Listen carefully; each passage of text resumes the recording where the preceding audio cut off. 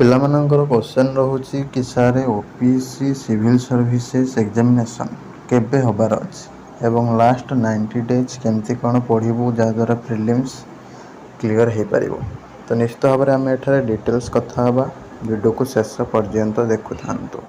नमस्कार दोस्तों, इस वीडियो को लाइक करें, हमारे चैनल को सब्सक्राइब करें, इस घंटी के आइकन को दबाएं, ऑल सेलेक्ट करें हमारी सभी वीडियो सबसे पहले देखने के लिए। पिला माने ओपीएससी सिविल सर्विस एग्जामिनेशन तुमर तापाई सिलेबस कौन रही कौन कौन सब बुक्स पढ़ा पड़ो डिटेल्स आम प्रीवियस वीडियो रे डिस्कशन करथिले। जो मैंने भी देखी ना निश्चित भाव में देखिपारे कौन सी असुविधा ना डिस्क्रिप्शन ले लिंक दे दूँगी।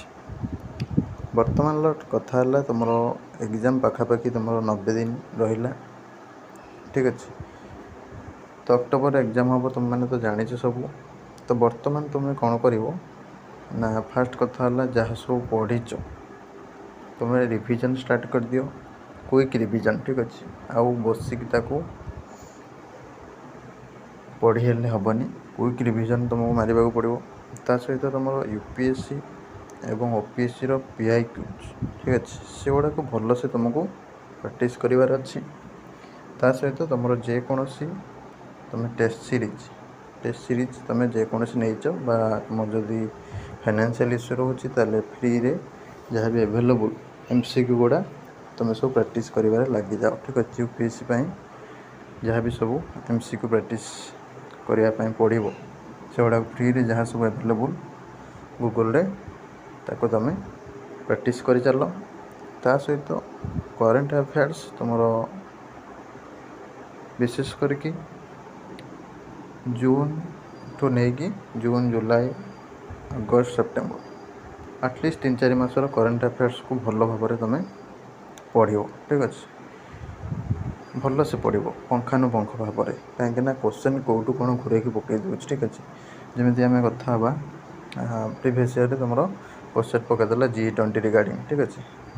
क्वेश्चन पकईदेला तो G20 तो पिला माने कौन ऊपर पढ़ते पड़े गले G20 कौन कि से डिटेल्स पचार दूँगी केबे एस्टाब्लिश होता मेम्बर केते जण कौटी हेडक्वार्टर एमती दुनिया सारा जिनस पचार ठीक अच्छे। तो से अनुसार तुम मैंने जहाँ भी पढ़ुच पंखानुपंख भाव में पढ़ कहीं तुम जब गोटे जिनस पढ़ सब जिनसटा तुम ता विषय जान न लाभ कि ना कहीं क्वेश्चन आजिकल तुमको घूरे पचार ठीक अच्छे। डायरेक्ट आउ ना जे हाँ गोटे धाड़े पचार तो गोटे क्वेश्चन तुम देखिपे 4टा 5टा 6टा डाटा को से एंटर कर दूँगी ठीक अच्छे। तो सबूटाक जी मन रखिए सबूटा ध्यान दे सी ही कर ना। आ गोटे कथा कन्फ्यूजन बहुत आसो तो से अनुसार जी पूरा भल से पढ़ी ठीक अच्छे पूरा क्लीयर कट पढ़ी सब जिनसटा जानी मन रखी जाइए क्वेश्चन सहित डील करने सुविधा हम ना पारबनी ठीक अच्छे। क्वेश्चन बहुत प्रकार तुम बुले भांकरी पड़े तो जहाँ हो तुम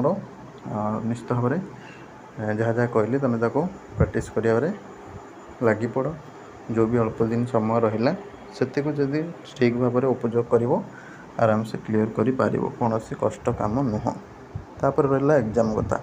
एग्जाम तुम जान कैलेंडर अनुसार अक्टोबर हम अक्टोबर जदि हम कि कहते 20 हम बोली तो आम हिसाब से 13 अक्टोबर में तुम एग्जाम हबार बहुत ही संभावना रही ठीक अच्छे। कहीं देखा प्रीवियस वर्ष मानकर सब जितेबाला भी जो मास भी एग्जाम हुए सब सेकेंड वीक रे ही होता है ठीक अच्छे। सेकेंड वीक रे ही होता है तो से अनुसार देखा गले